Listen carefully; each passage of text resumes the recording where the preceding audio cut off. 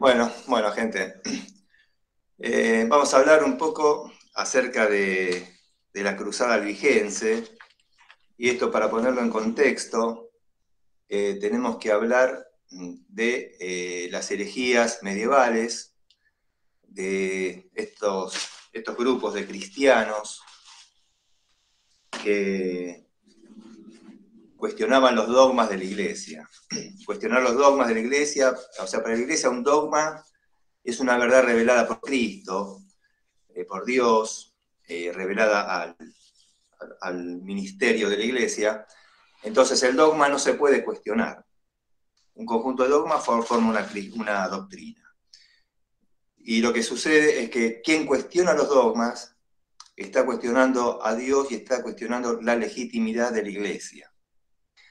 Entonces, dentro de lo que son los movimientos heréticos, los herejes, están desde el principio del cristianismo, pero particularmente cuando empieza el segundo milenio en Occidente, es cuando toman fuerza, particularmente el movimiento cátaro, eh, dentro de otros movimientos como el valdense y demás. Volviendo a lo que es por qué se consideran herejes. Se consideran herejes porque cuestionan los dogmas de la Iglesia, pero la característica es que lo cuestionan con pertinacia. O sea que a un hereje no es fácil de convencerlo. Están absolutamente seguros de lo que dicen, son estudiosos de la Biblia, y entonces el hereje no reconoce la autoridad de Roma, no reconoce a la Iglesia Católica como digna para evangelizar, para difundir el mensaje evangélico.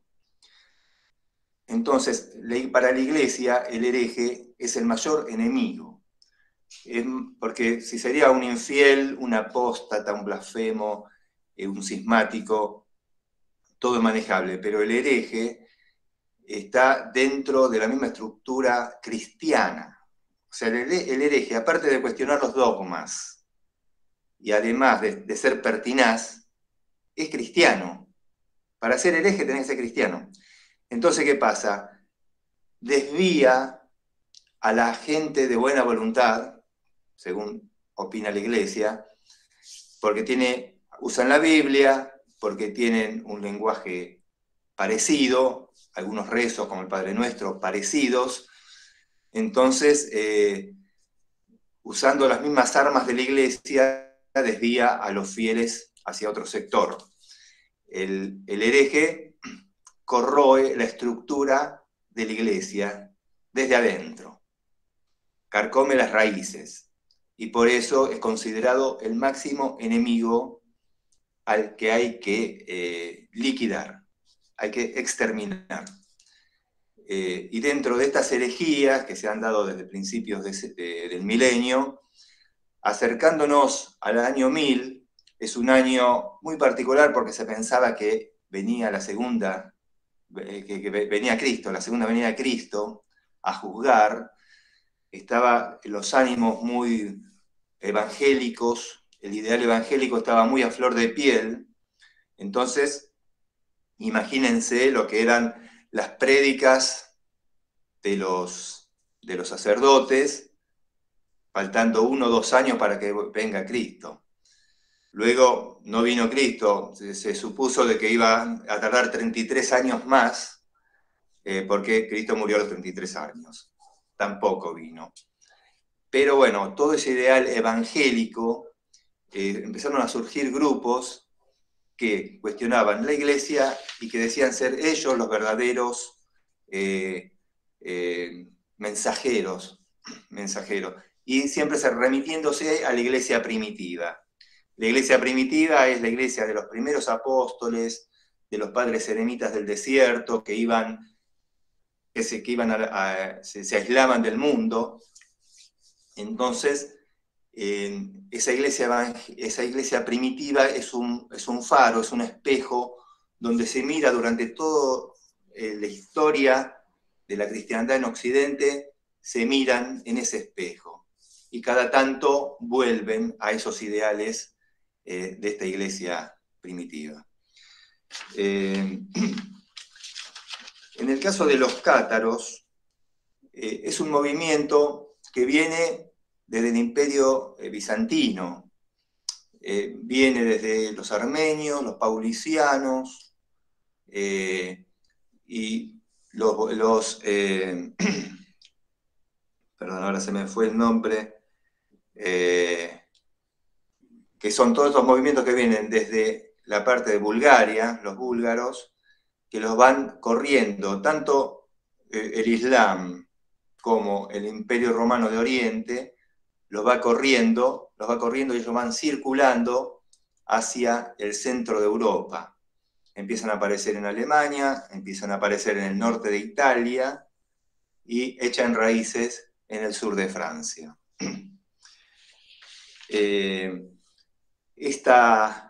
Los bogómilos, ahí me estaba, porque el patriarca Bogómil era quien estaba en contra de los boyardos, de todo el poder de la iglesia oriental, que quería implantar el griego, había muchos temas de explotación hacia las clases más bajas.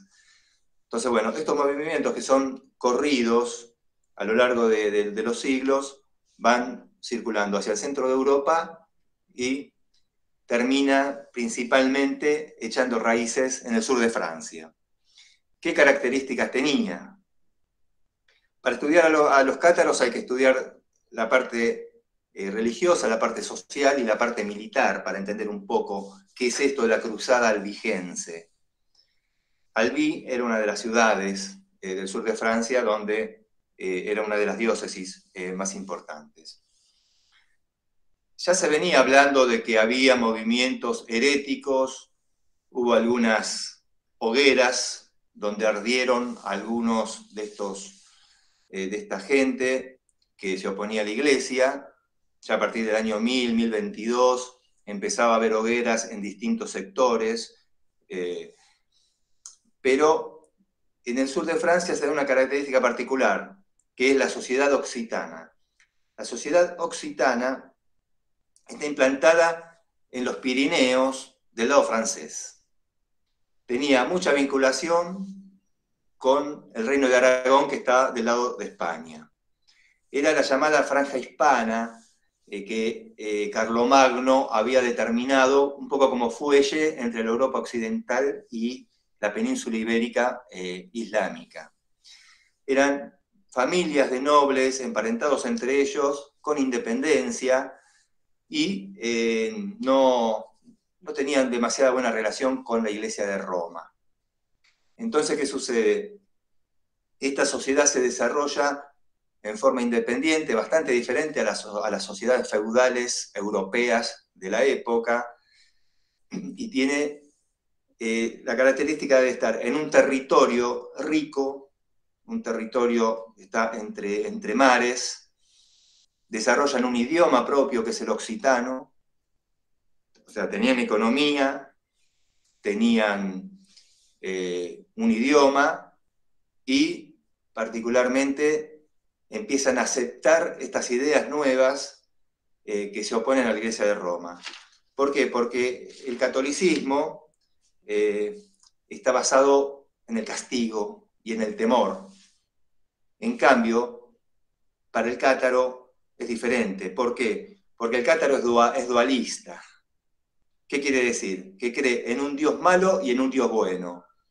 Ese Dios malo es el creador de la tierra.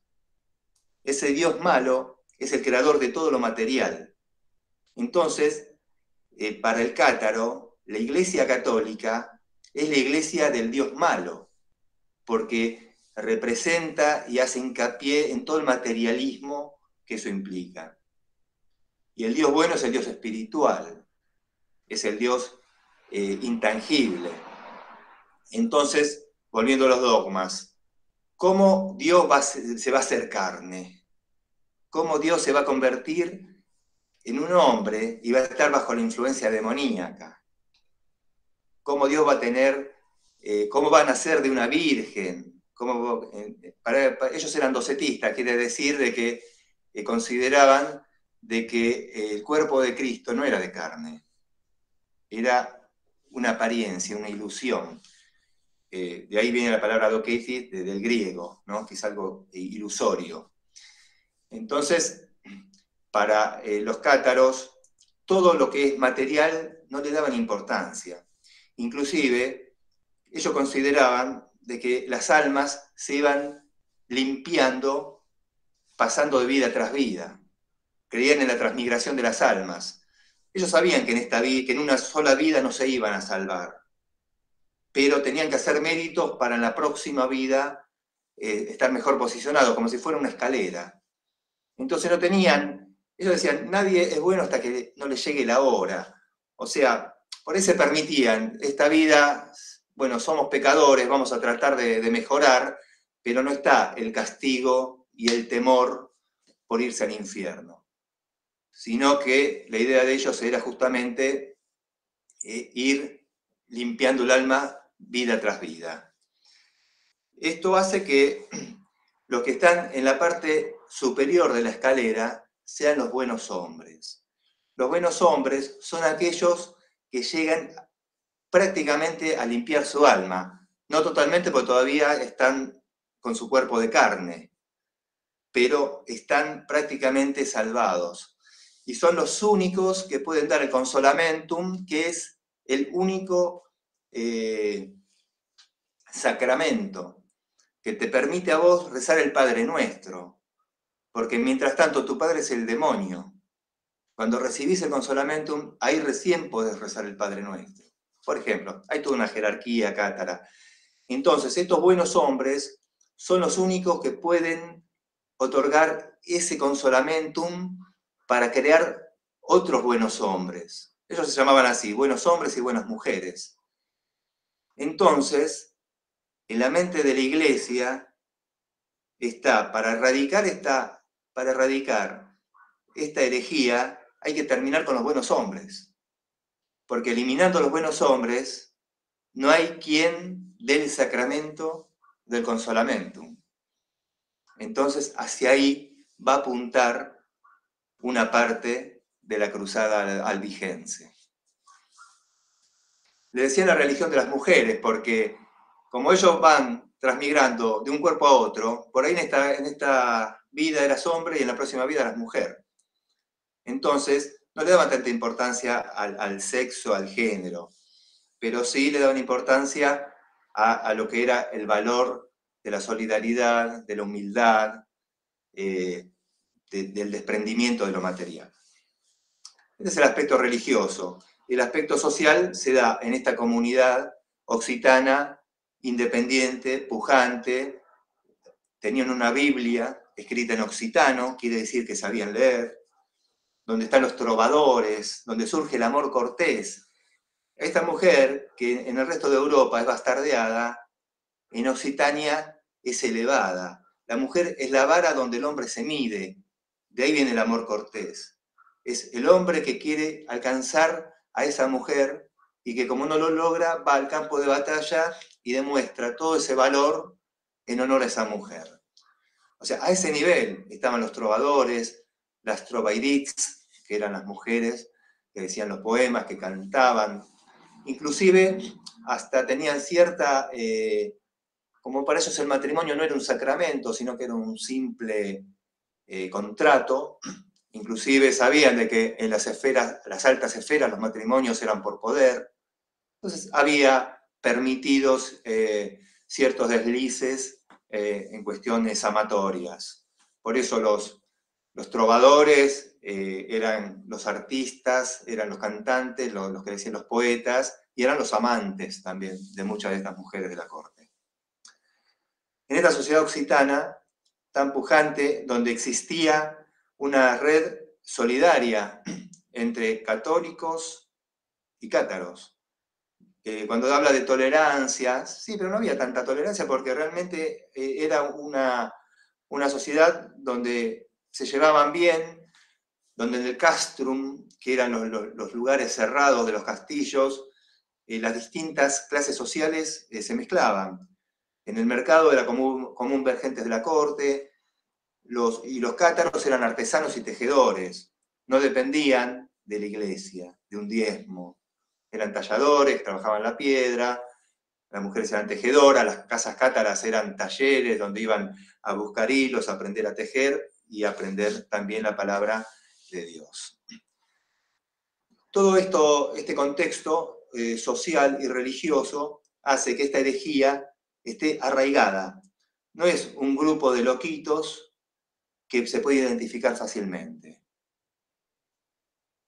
Fíjate, hablando de distintos autores, porque uno va leyendo, según Hilaire Belloc, por ejemplo, los cátaros fueron una plaga que azotaron el sur de Francia. Y según René Nelly, fue un movimiento que se arraigó en el sur de Francia. Vos fíjate que sobre la misma cuestión como tenemos estas posiciones tan enfrentadas. La cuestión es que los cátaros se arraigaron en el sur de Francia.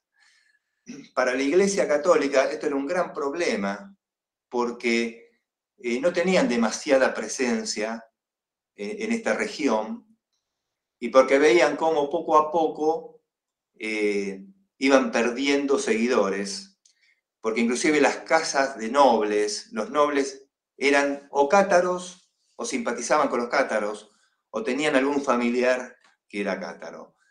Entonces,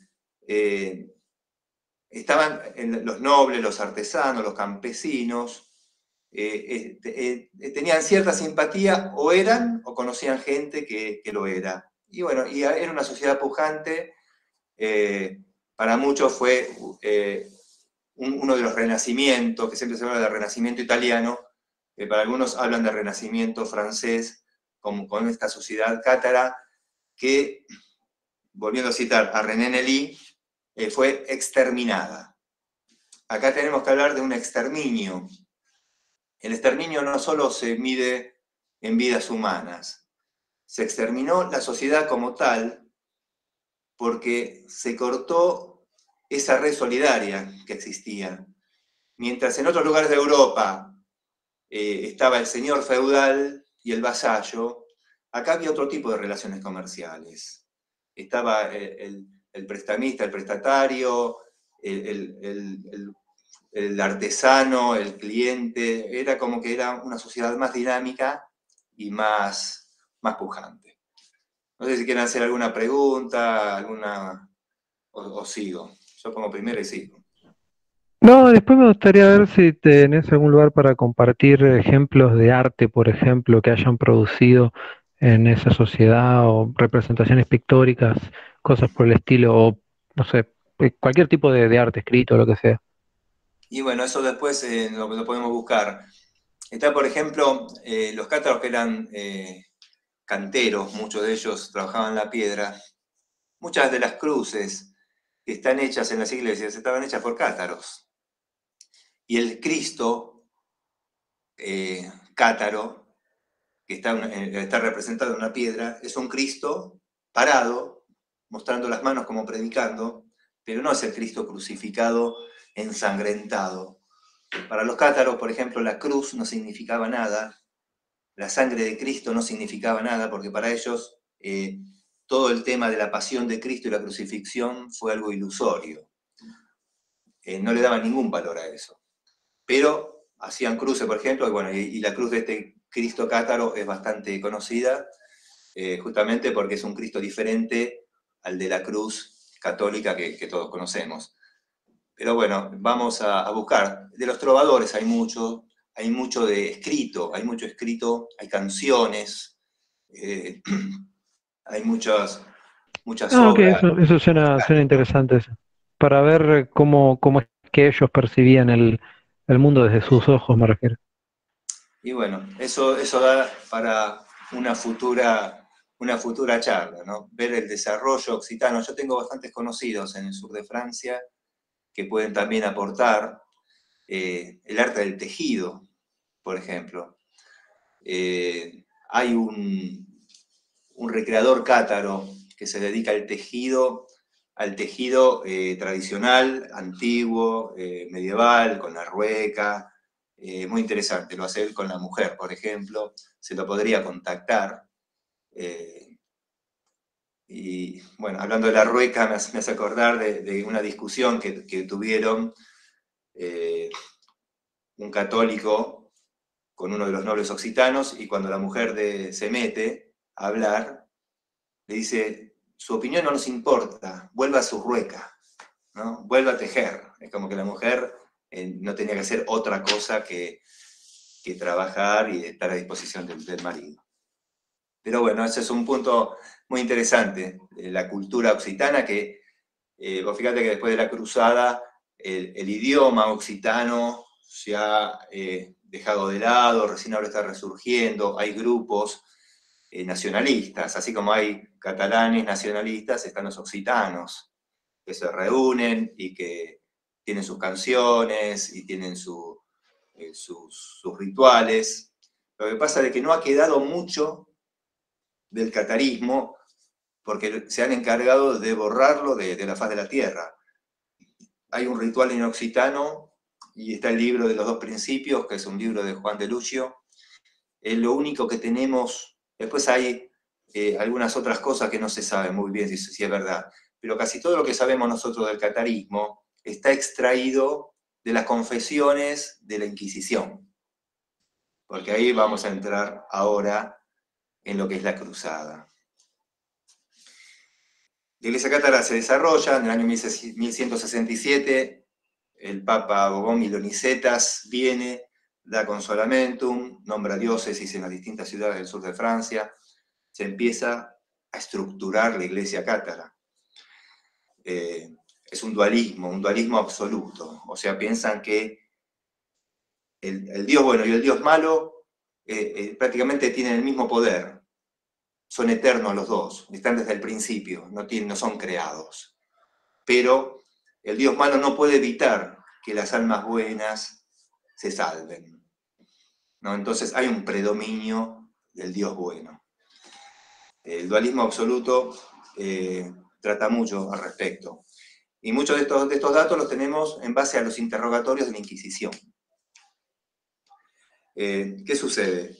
La Iglesia empieza a sonar la alarma porque el catarismo ya está implantado y viene creciendo, es pujante.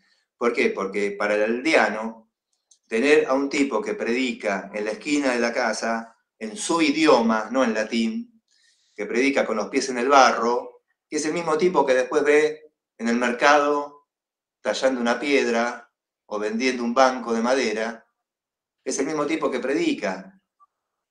Entonces, está mucho más identificado el campesino, el aldeano, con este predicador herético, que predica sin permiso de la iglesia y en idioma de la gente. Entonces, ahí está el gran problema. Entonces, ¿qué pasa? Por un lado, la iglesia ve que está perdiendo adeptos y está perdiendo lugar en el sur de Francia. Y eso no lo digo yo, porque a veces dice, bueno, vos hablas mal de la iglesia. O sea, la misma iglesia es consciente de eso. El Papa, Inocencio III, los trata a los del alto clero como perros simoníacos, que perdonan al rico y juzgan al pobre. La simonía es la venta de los sacramentos, ¿no? Porque Simón el Mago en Pentecostés le quiso comprar a los apóstoles el poder del Espíritu Santo. De ahí viene la palabra simonía. Bernardo de Clairval, Boca de Miel, el monje cisterciense más importante del momento, cuando va a Occitania dice: encontré iglesias infieles y sacerdotes sin honor. Eso lo dice la misma iglesia. Por eso la reforma gregoriana en contra de la simonía y el nicolaísmo, que es la relación marital de los sacerdotes, el salir de la opulencia, por eso empiezan a surgir órdenes mendicantes. Todo esto la iglesia es consciente, por eso los monasterios. Los monasterios, ¿por qué surgen? Porque es cerrarse en uno, mono, se cierran en sí mismo para alejarse de lo mundano. Lo mundano está relacionado con lo material, y lo material está relacionado con el Dios malo de los cátaros. Entonces la iglesia es consciente de todo esto, sabe que es un problema y actúa.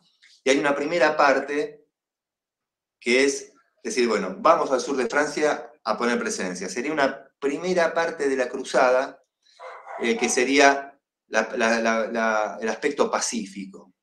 Van los legados papales, Castelnau, Amaurik, gente que después tiene un desarrollo.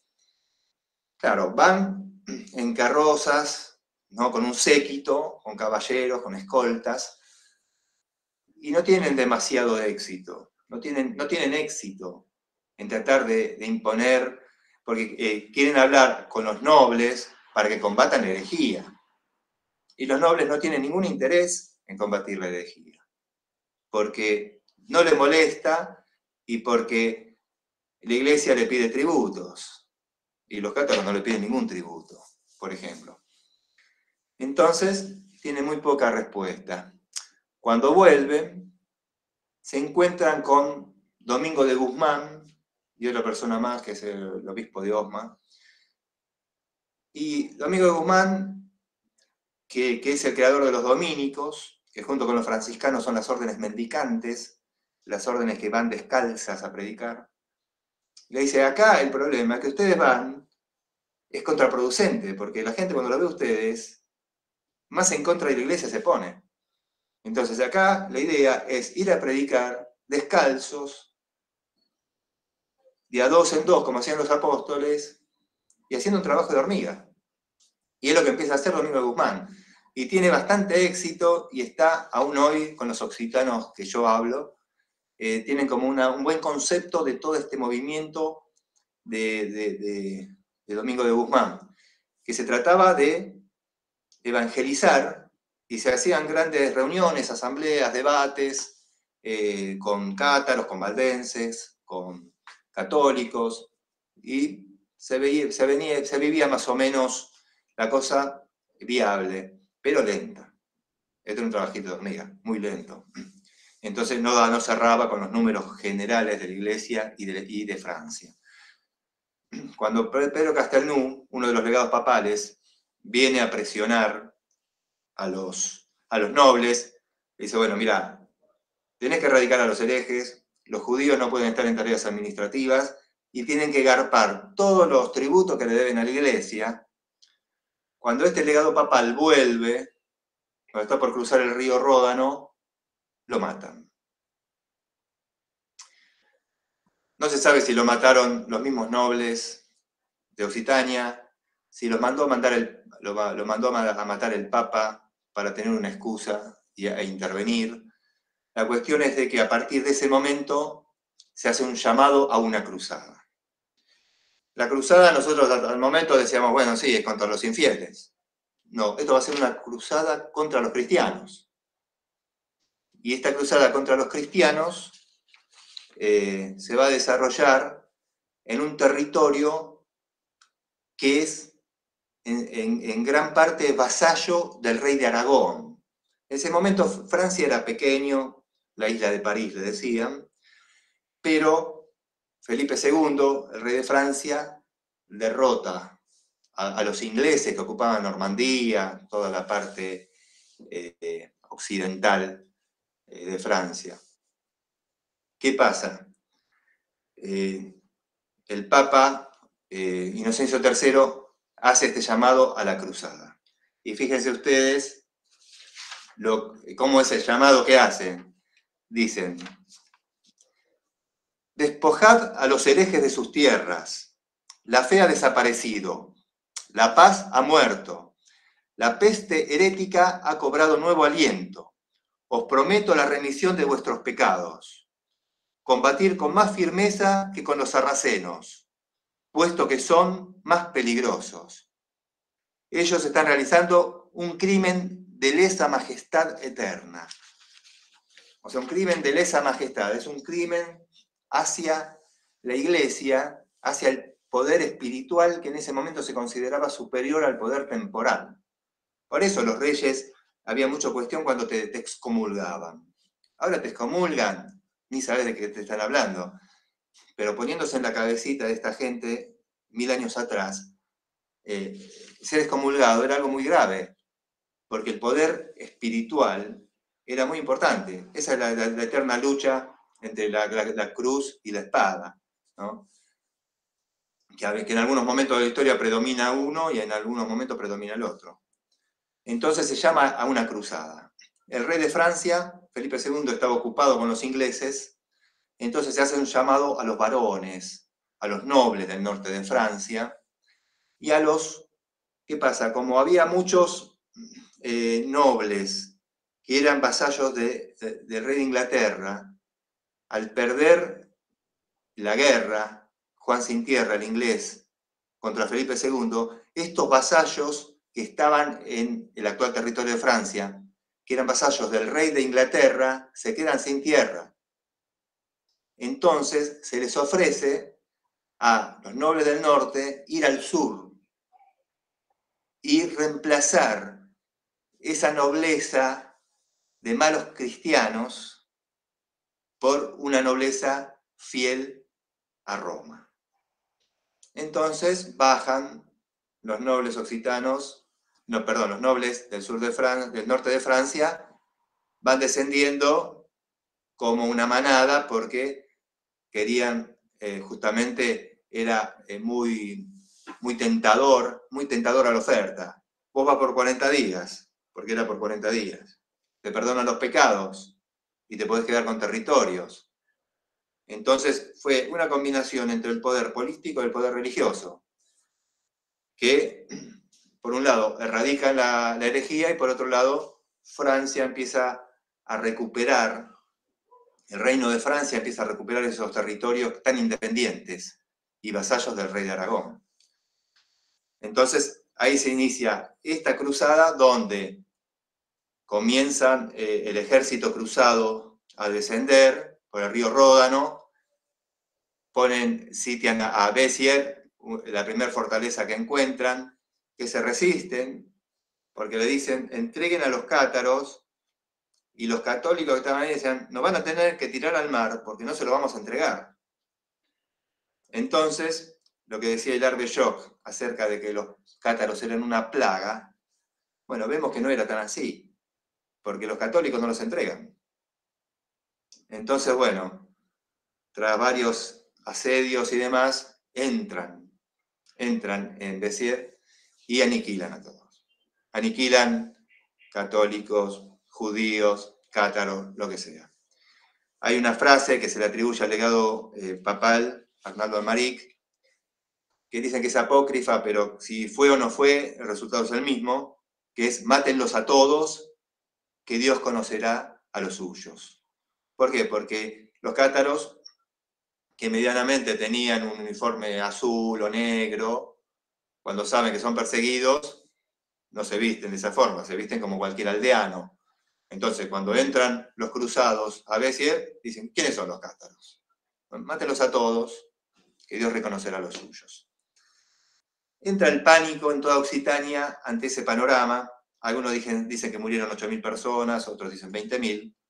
Lo que sea, entra el pánico en Occitania y van cayendo uno tras otro las distintas fortalezas. Es un dominó que va cayendo y los nobles que tenían esas posesiones se van replegando y van a constituir a los llamados faidits. Los faidits son los nobles desposeídos, que no eran nenes de pecho, eran guerreros, tenían su ejército, pero no podían hacer nada contra el ejército cruzado. Pero se van a ir replegando y se van a ir reagrupando.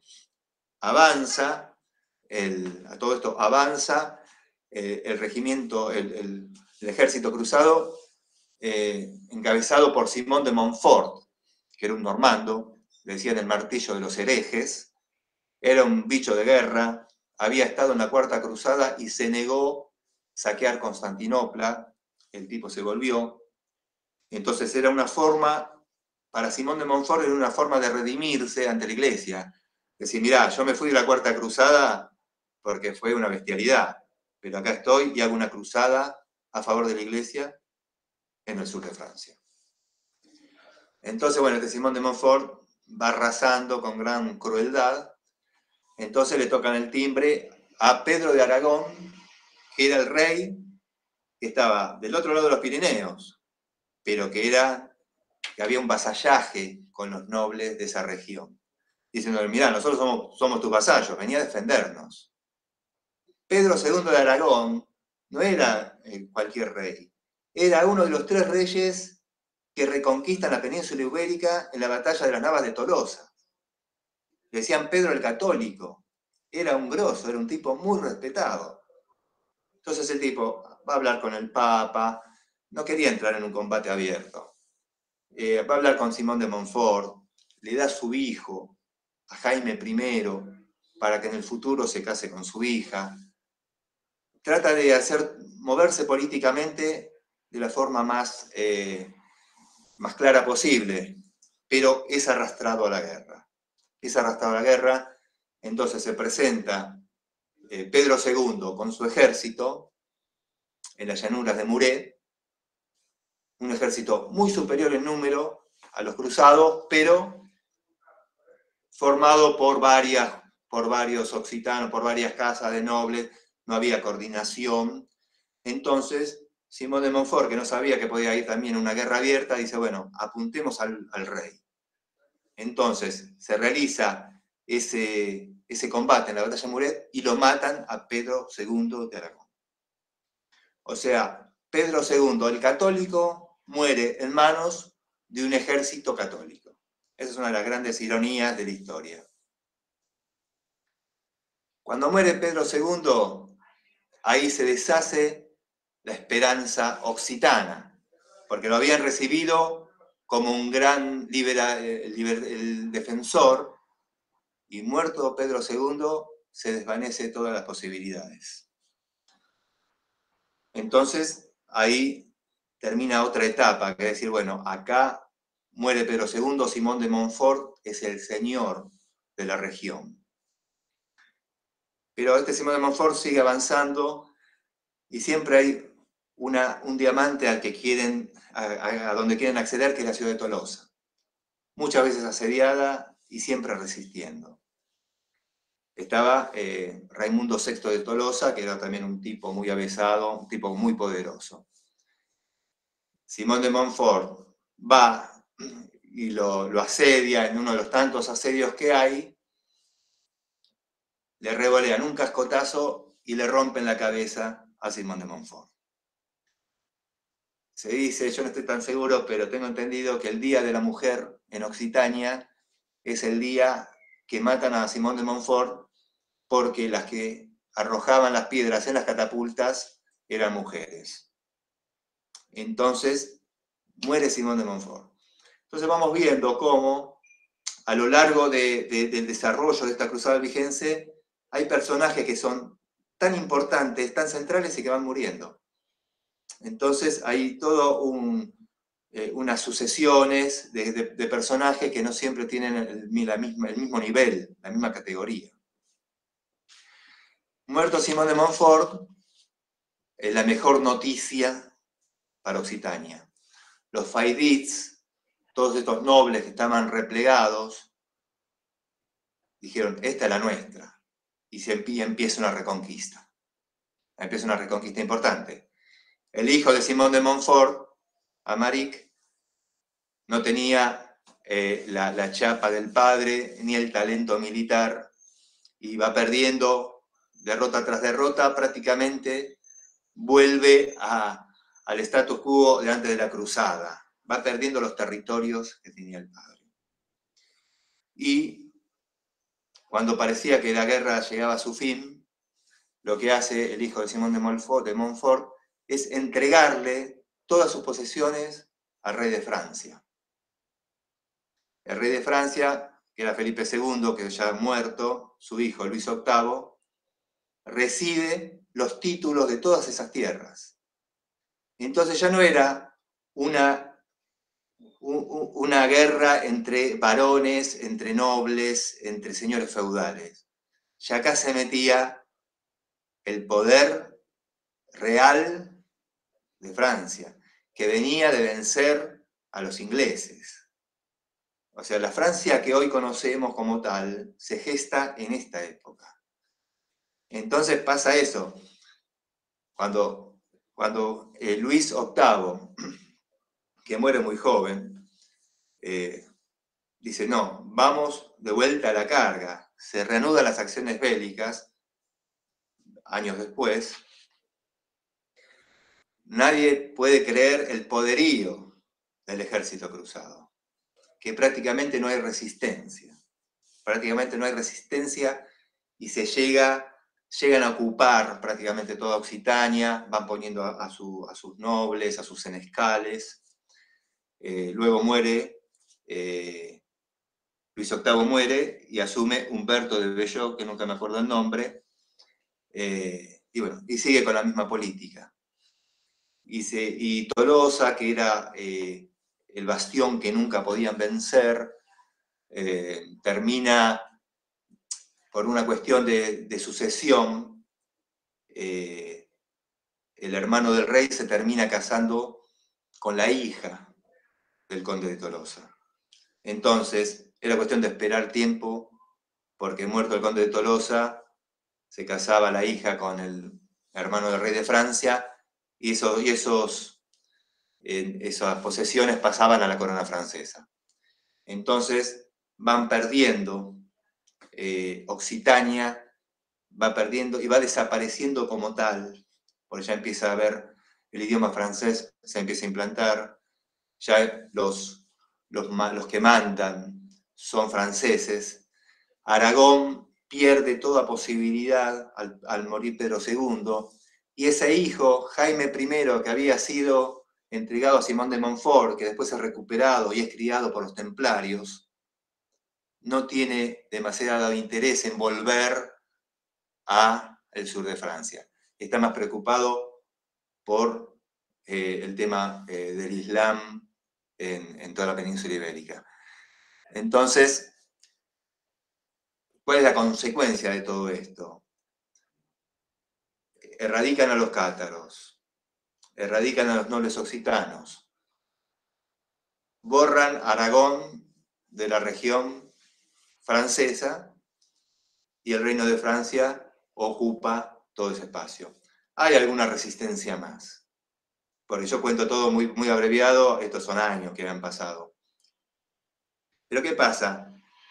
Que hayan erradicado a los nobles no quiere decir que el catarismo desapareció. O sea, los cátaros seguían. Y como los cátaros seguían, paralelamente a todas estas acciones militares, se crea una institución de coerción como es la Inquisición. Del término inquirere, en latín, que quiere decir el que investiga. La Inquisición es un tribunal que se forma en el año 1184, que primero es episcopal, o sea, manejada por los obispos a nivel local, pero que en el año 1231, como veían que la cosa de los cátaros, ¿viste? Estos tipos no se van nunca, no lo podemos liquidar, pasa a ser la Inquisición Pontificia. Ya está bajo la esfera del Papa y los inquisidores responden al Papa, son representantes del Papa, tienen mucho más poder. Entonces los inquisidores hacen una búsqueda en las tramas sociales de toda la región, porque empieza, por ejemplo, la bula ad extirpandam del Papa, no me acuerdo si es Gregorio IX,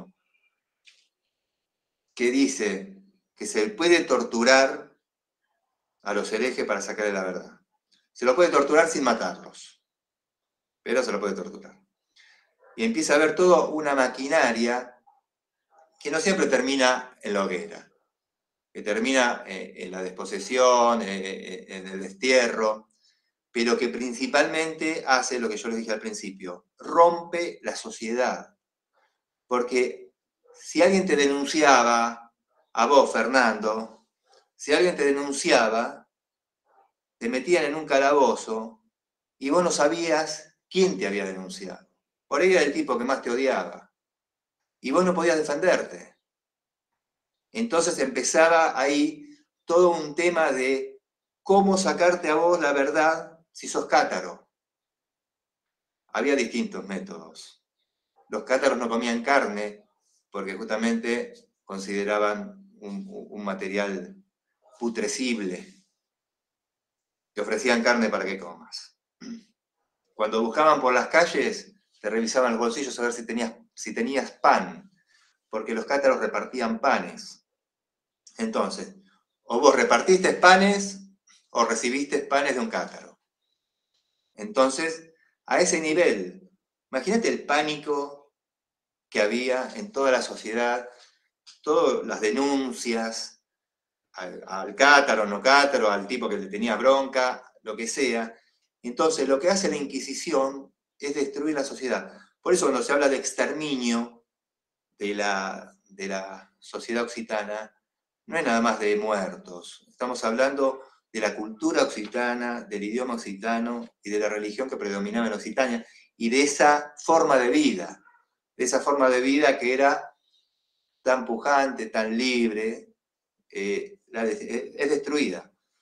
Y bueno, la Inquisición sigue su trabajo y a todo esto medio que termina en el castillo de Monsegur, donde se repliegan los faidís, se repliegan los últimos buenos hombres que había, que estaban en Monsegur, porque hay un evento que es un contraataque que hacen los faidís que estaban en Monsegur y matan a los inquisidores en el año 1242, en Avignonet. Eso, ahí dijeron, bueno, tenemos que cortarle la cabeza al dragón, y la cabeza del dragón es Monsegur. Vamos a asediar Monsegur, luego de, porque es un clima, yo tengo justamente mi amiga Ali Prevedoni, que vive cerca de ahí, manda fotos, nieve, es un clima bastante jodido para mantener un asedio, ¿no? La cuestión es de que, lógico, tanto asedio, tanto cortar las líneas de comunicación, de provisiones, el peso militar hace que Monsegur caiga. Y ofrecen a los que habitan Monsegur decir, bueno, si se convierten al catolicismo, se les perdona la vida. Si no, serán quemados. Hay 200, 220 cátaros, algunos convertidos en ese mismo momento, buenos hombres, que eran justamente los encargados de propagar el catarismo, son quemados en un gran corral en el Prado, hoy se llama el Prado de los Quemados, es ahí en la base de este risco donde estaba Monsegur. Escapan algunos cátaros a la parte de España, la parte de Lérida, Aragón, y son capturados. Belibast, que era el último de los buenos hombres, es capturado porque lo traen por engaños, porque lo invitaban a dar el consolamentum, o si él le daba consolamentum a otros, quería decir que el catarismo tenía chance de seguir propagándose. Bueno, lo engañan y termina en la hoguera el último gran maestre cátaro. El gran maestre no, perdón, buen hombre cátaro. Entonces el catarismo se va perdiendo al no tener ya el apoyo de los nobles, al tener la Inquisición que le pisa los talones, al ya no tener los buenos hombres que eran los predicadores, se va diluyendo en las ramificaciones de la historia y así termina toda esta historia de la Cruzada Albigense, donde la Iglesia Católica pone todo su poder en Francia y el Reino de Francia pone todo su poder en el sur de Francia, desplazando a Aragón. Ese es el moño que le ponen a esta cruzada albigense que empezó por ahí como a ver qué hacemos con esta gente, cómo podemos convertirlas, y bueno, y terminó siendo un exterminio de una sociedad y un reemplazo de nobles. Los nobles que simpatizaban con el catarismo los reemplazaron con otros nobles afines al catolicismo. Y así termina la historia y así termina mi exposición humilde en esta tarde de domingo. Así que no sé si los aburrí mucho, si quieren preguntar algo. Ahora. No, a mí me gustó, me pareció interesante. Ahora quiero buscar más sobre esa, por decir así, esa cultura perdida. Me parece interesante. Yo les recomiendo, mira, si te interesa el tema del catarismo, hay una autora que se llama Anne Brenom, Anne, creo que es con doble N, Anne Brenom, con M al final, son gente que son estudiosas del centro cátaro y hablan del catarismo sin romantizarlo tanto, porque es verdad que uno tiende a romantizar el catarismo y la sociedad occitana como tal. Entonces, a veces es bueno escuchar gente más imparcial, que por ahí te muestra otro claro. aspecto. ¿Y en qué año exactamente es que termina esta cruzada? Y en ¿De qué año? 1244. 1244 termina. Ok. No, pues estaba tratando de ponerlo en contexto con qué otras cosas estaban pasando en Francia al mismo tiempo. ¿Y cuándo es que comienza este tema exactamente? Y bueno, en 1209 empieza la prédica con los enviados del Papa en carruajes, que yo decía que eran porque fue contra 5 años después de la toma de Constantinopla bajo el cristianismo latino. Claro, yo tendría que ver un poco a nivel general cómo es el paralelismo con todo lo que está pasando en el medioevo, ¿no? Que es muy interesante. Claro, porque No, en 1204, discúlpame Maxi, en 1204 era cuando Constantinopla fue conquistada y saqueada por los cruzados, y termina en 1256, lo que sería el primer imperio latino de Oriente. Y bueno, está con lo que decía de que Simón de Montfort se negó a participar en el saqueo de Constantinopla. Estamos en esa época. Y estamos en la época de los capetos, ¿no? Toda esta dinastía que gobierna Francia. Y que, vos fíjate que el último rey que interviene en la cruzada, que es Luis IX, San Luis, que después hace una séptima cruzada, que es un desastre, que lo agarran prisionero, que los templarios pagan el rescate. El nieto de este Luis IX es Felipe el Hermoso, que para terminar con la deuda que tenía con los templarios, en otra combinación entre el Reino de Francia y la Iglesia Católica, liquidan a la Orden del Temple. Ya estamos ahí hablando en el año 1310, 1317. Estamos hablando 70, 80 años después, ¿no? Pero bueno, son todos acontecimientos que se van sucediendo. Y una pregunta, ¿cómo es que manejaba, ya por ahí no sé exactamente si entra en este periodo exactamente, pues es un tema del que no conozco tanto, las distintas órdenes que existen dentro del cristianismo? Por ejemplo, vos mencionaste franciscanos y demás. ¿Cuál es exactamente la diferencia? ¿Existe alguna diferencia doctrinal dentro del cristianismo en esas distintas ramas que tiene?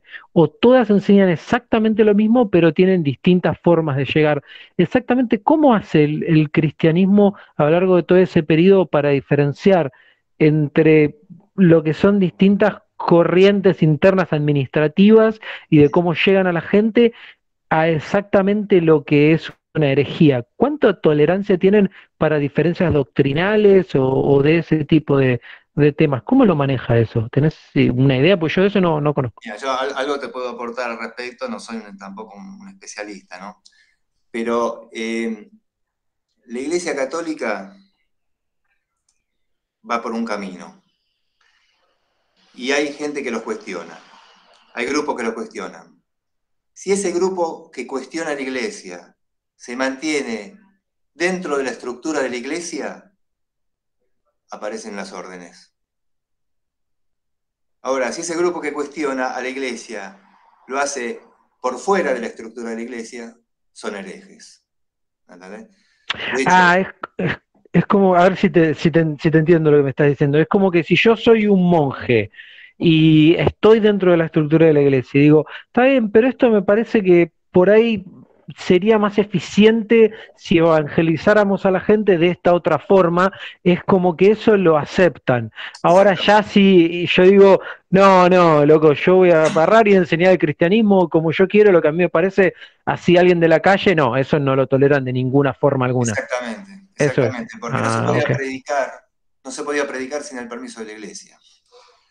Y las órdenes mendicantes, que son un grano en el culo, por decir algo, para la iglesia, porque contrastan, porque apelan a la pobreza de Cristo y contrasta con toda la riqueza y toda la opulencia de la iglesia. Entonces, ¿qué hacemos con estos tipos? Hasta que dicen, che, nos vienen bárbaros para combatir a las herejías. ¿Por qué? Porque tienen la misma estética. Tienen la misma estética. Es más, eran hasta bien vistos por los herejes, estos nuevos monjes que venían descalzos, y tenían mucha más posibilidad estos monjes de convertir a la gente.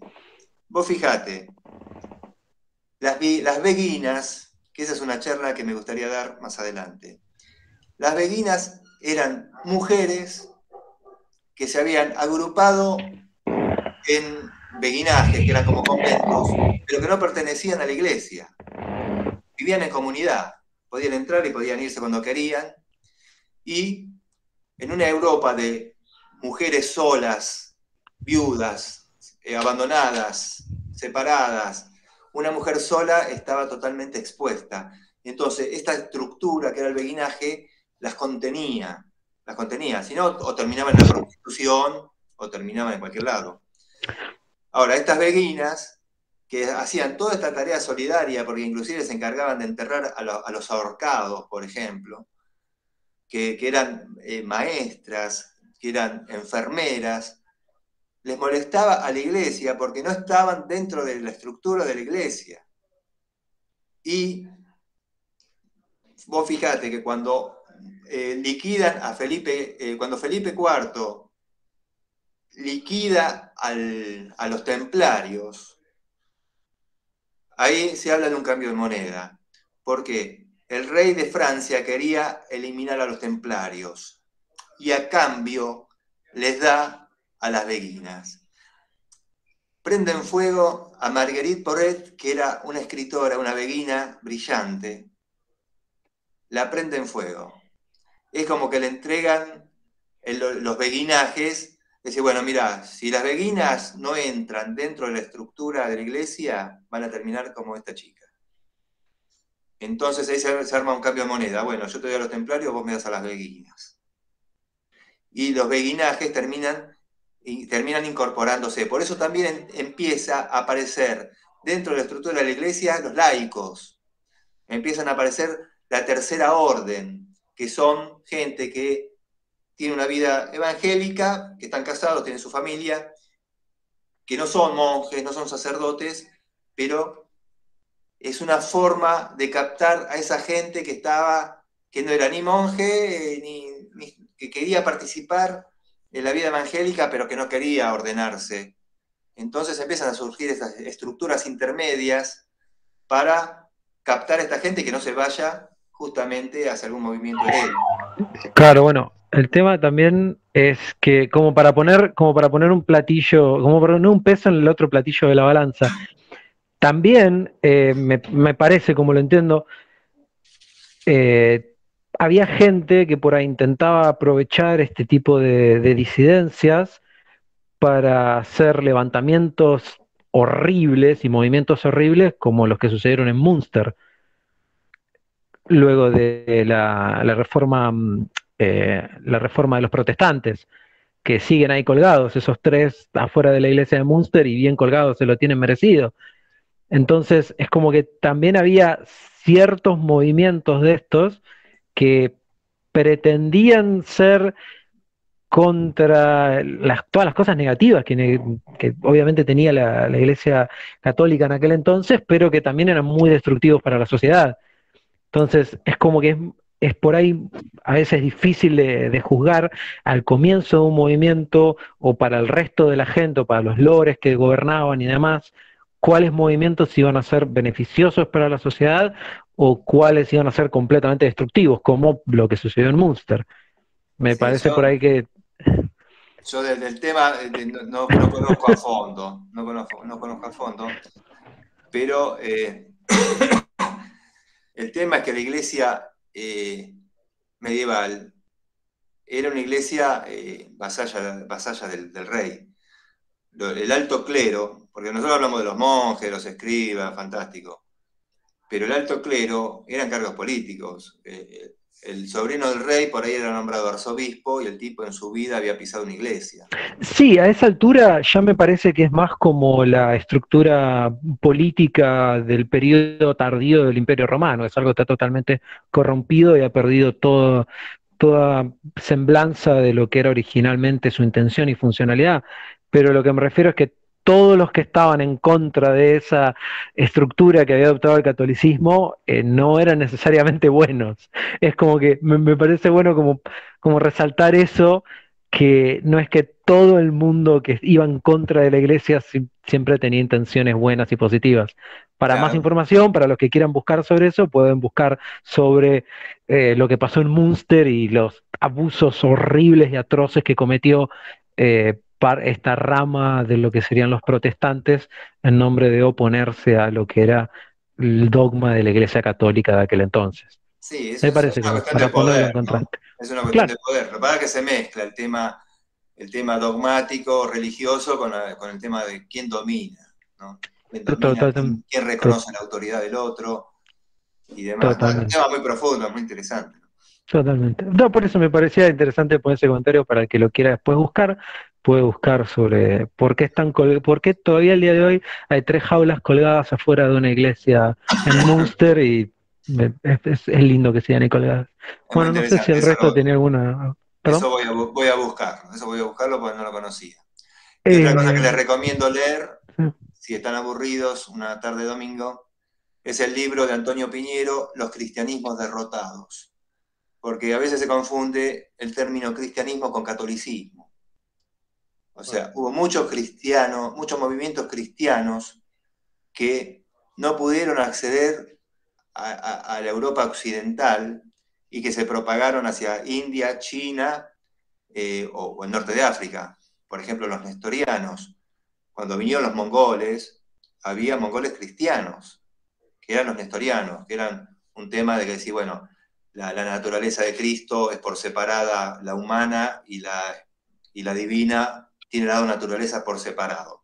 Esos son los dificistas, que eran nestorianos, porque Nestorio era justamente su líder. Ahora, estos cristianos se desarrollaron hasta la China. ¿Por qué? Porque no pudieron entrar en la Europa medieval porque fueron considerados herejes. Entonces, ¿hasta qué punto el hereje, bueno, no es que el hereje muchas veces estaba en contra de la iglesia, sino que por ahí había cosas que realmente son difíciles de entender, como es la Trinidad, por ejemplo. En el Imperio Bizantino eran monofisistas, quiere decir de que para ellos tenía una sola naturaleza Cristo, que era la divina. No estaba la Trinidad o la unión hipostática de divina y humana como cree el catolicismo. Entonces, a veces no tenemos que confundir eso, lo que es cristiano con lo que es católico. El catolicismo es una rama del cristianismo, pero se han desarrollado hacia otros lugares del mundo estos otros cristianos que fueron considerados herejes y que tuvieron que rajar para no ser prendido fuego y que se fueron desarrollando hacia otro lugar del mundo. Bueno, yo tengo este libro, Bizancio, Historia de Bizancio. Acá te dice que compara con el resto del mundo, qué pasa en Bizancio y qué pasa. Y acá lo que me dijiste vos del 1213, que dice Francia cruzada contra los cátaros o albígenes en el Albigense. sur del país, albigenses.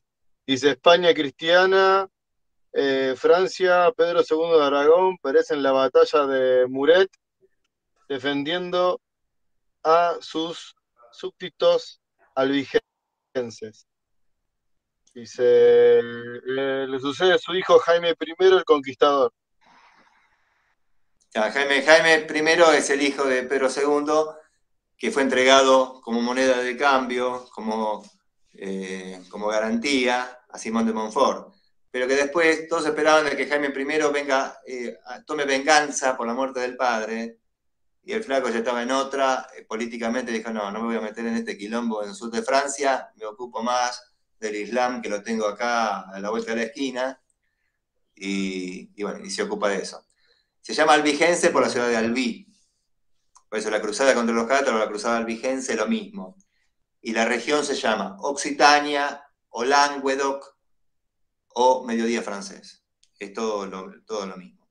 Y es muy interesante eso, de ver qué estaba pasando en otros lugares del mundo, ¿viste? De otros lugares del medioevo, para comparar y para ir viendo, porque son todas piezas de ajedrez que muchas veces se van moviendo. Claro, pues te dice acá 1215 Inglaterra, el monarca Juan Sin Tierra se ve obligado por los varones a otorgar la Carta Magna, consecuencia de su pésima regencia y posterior mal gobierno. Dice. Claro, Juan Sin Tierra es el que pierde con Felipe II todos los territorios que tenía Inglaterra en la actual Francia, ¿no? Por Sí. eso. Leo, no sé si tienen preguntas, alguna duda. No, justamente quería ver si alguno de ustedes quería hacer una pregunta. Excelente exposición la de Rubén y la participación tuya como la de Fernando.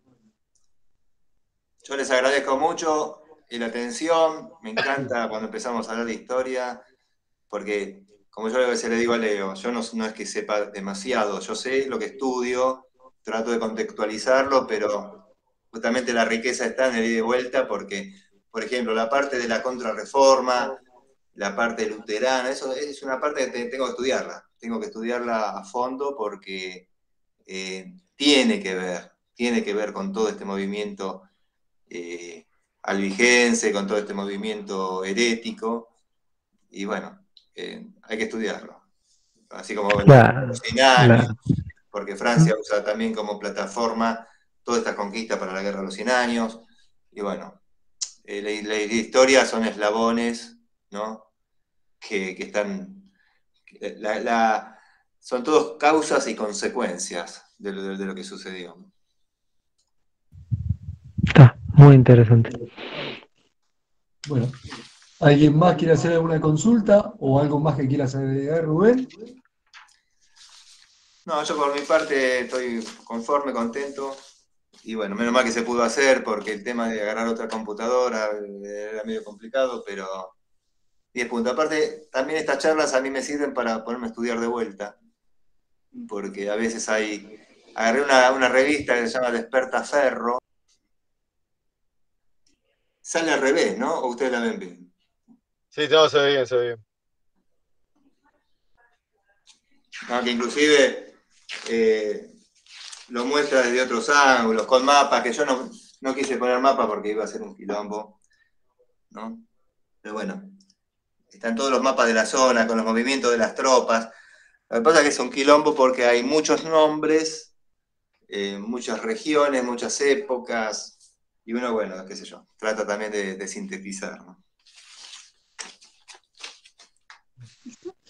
Bien, lo mismo, eso cuando ahora podemos, en estos días, se va a editar el video y subir a la plataforma, en el canal de YouTube, y también compartir en el evento que va a quedar ahí, así que cualquier material extra que en un momento quieras adosar, va a quedar el evento como para que la gente pueda tanto ver el video como toda información extra que pueda aportarse.